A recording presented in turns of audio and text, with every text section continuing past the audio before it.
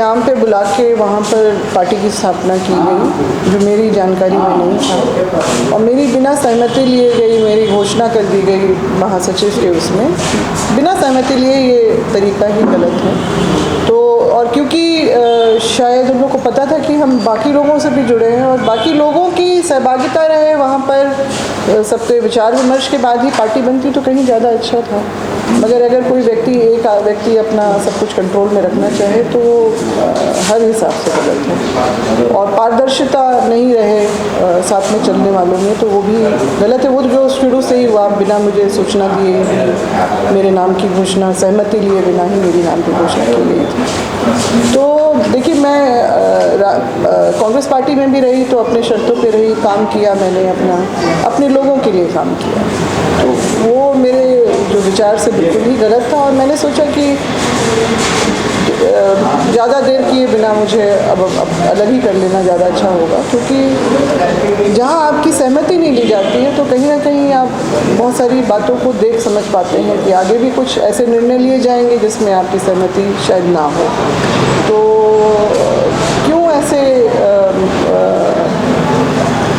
प्रकरण में पड़े और अपने आप को हम, जो मेरे अपने सिद्धांत नहीं है उससे हम समझौता हम कभी किए नहीं हैं और आगे भी नहीं करेंगे। क्या लगता है कि जो थर्ड फ्रंट के रूप में जो पार्टी का गठन ऐसा होना चाहिए या नहीं होना चाहिए? नहीं, थर्ड फ्रंट की बातें तो आती ही थी, सब लोग हम लोग बात कर रहे थे, बार बार इसमें बैठकें हो रही थी, और मगर हम लोग ज़्यादातर उसमें ये बातें होती थी, वो भी एक एजेंडा में रहता था, मगर फोकस ज़्यादा था कि हम लोग आंदोलन कैसे करेंगे, अगला हम लोग कहाँ मूव करेंगे, किन किन बातों को हम लोग को ज़्यादा स्ट्रेस करना चाहिए, ये सब चीज़ों पे ही ज़्यादा फोकस रहता था।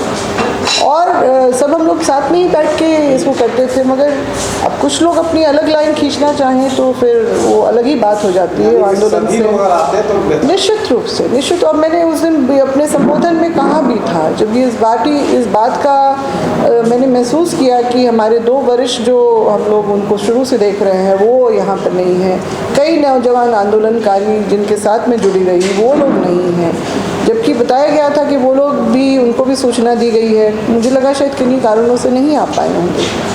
तो मगर जिस तरह से ये सारा कुछ हुआ, वो उसकी मैंने प्रतिक्रिया उसी वक्त अपने नाराज़गी के द्वारा मैंने जाहिर भी की कि ये तरीका बिल्कुल भी ठीक नहीं है।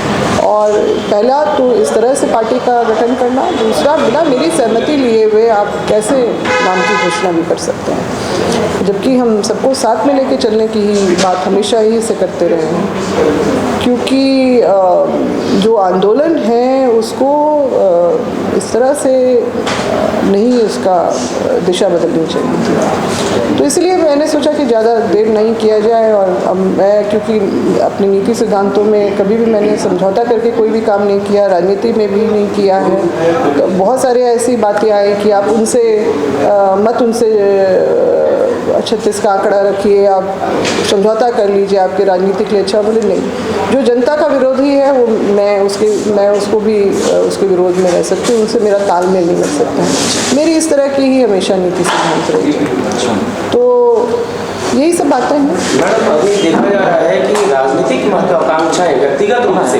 लोगों की हावी हो रही है सभी पर। इधर प्रेम शाही मुंडा जी हैं, डॉक्टर करमाऊ राव हैं, इधर आप भी अपने एक अलग रास्ता आपने पकड़ लिया है। इसका क्या कारण हो सकता है? क्योंकि ये पहले एकजुटता की जो बात आ रही थी वो अब एकजुटता नहीं दिख रही है। देखिए, अब कुछ मंच है, कुछ अपने हिसाब से चलते रहे हैं, भले वो हमारा जो भी आंदोलन जो चल रहा था उससे असहमत नहीं थे, मगर किन्हीं कारणों से वो एक प्लेटफॉर्म पे नहीं आ पा रहे थे। ठीक है, हमने उनकी भावनाओं का हमेशा सम्मान किया है, मगर वो हमारे इस चीज़ के विरोध भी नहीं थे, क्योंकि वो तो स्वाभाविक रूप से ये झारखंड के हित में ही हमारा जो आंदोलन रहा, झारखंडियों के हित में ही हक अधिकार की ही बात हो रही थी, कुछ अलग बात तो हम कर नहीं रहे थे। और जहाँ तक राजनीति का है तो लोकतांत्रिक व्यवस्था में है लोग मैं भी राजनीति में ही मेरा संबंध रहा है, मेरे अलावा बाकी लोग भी जो हैं, चाहे आप शैलेंद्र महतो जी को देखिए या सूर्य सिंह बेसवा जी को देखिए, वो भी राजनीति में रहे। तो ऐसा कुछ नहीं है उसमें। आंदोलन जिस दिन मुद्दों को लेके खड़ा हुआ उस पे ही सब लोग एकजुट हुए। नहीं तो कहाँ, उससे पहले तो हमारा कोई तालमेल ऐसा या बैठना नहीं होता था, मगर आंदोलन ने हम लोगों को जोड़ा और हम लोग एक साथ चल रहे थे। तो उसमें फिर अगर कोई व्यक्ति अलग से बाकियों को बिना जोड़े अगर अलग लाइन खींचने लगे तो वहाँ पर दिक्कत होने लगती है। और जबकि मेरा था कि सबके हम लोग साथ में ही सब चीज़ बातें करते थे, निर्णय लेते थे, अलग जाने की कोई बात थी ही नहीं इसमें। एक प्रश्न है, आपको याद होगा 2012-13 की बात है, दिल्ली में जन लोकपाल के नाम पर एक आंदोलन खड़ा हुआ था। बहुत जबरदस्त आंदोलन था, अन्ना हजारे की अगुवाई में। उस समय उन्होंने साफ साफ कहा था कि हम राजनीति का रूप नहीं देंगे इसे। उसी आंदोलन से एक पार्टी खड़ी हुई, आम आदमी पार्टी, जिसके प्रमुख अरविंद केजरीवाल आज तीसरी बार वहाँ के मुख्यमंत्री भी हैं। लेकिन जिस मुद्दे पर आंदोलन खड़ा हुआ था जन लोकपाल, वो मुद्दा कहीं गुम हो गया, गौन हो गया। तो उसी तरह से यहाँ पर 1932 का खतियान भाषा, इसको लेकर आंदोलन खड़े हुए हैं। पहले गैर राजनीतिक आंदोलन की बात हो रही थी, अब राजनीतिक पार्टी तैयार हो गई, तो कहीं आगे चल के ये मुद्दा फिर गौण ना हो जाए, ऐसा नहीं होगा। उसी ढंग पर तो नहीं है। नहीं, उसको ये कतई नहीं। अब हर केस एक जैसा नहीं हो सकता है। आप हर केस को उसका उदाहरण प्रेसिडेंट नहीं बना सकते हैं।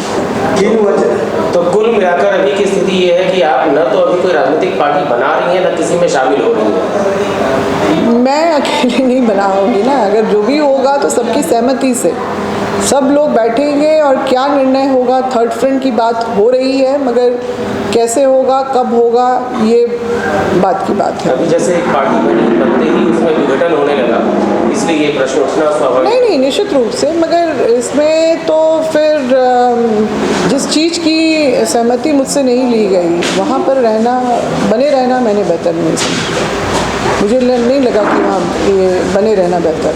मात्र सहमति न लेने वाली बात थी या पद की कोई बात? नहीं, पद की कोई बात नहीं थी, पद की बात नहीं थी। सबसे प्रमुख बात तो थी कि अंधेरे में रखा गया। चर्चा किए बगैर आप मीटिंग के नाम पे बुलाते हैं और वहाँ पर पार्टी की स्थापना समारोह, मतलब सब कुछ अगर शुरू से आप इस तरह से करेंगे तो निश्चित रूप से अविश्वास की भावना ज़्यादा पनपती है। तो ये बातें थी।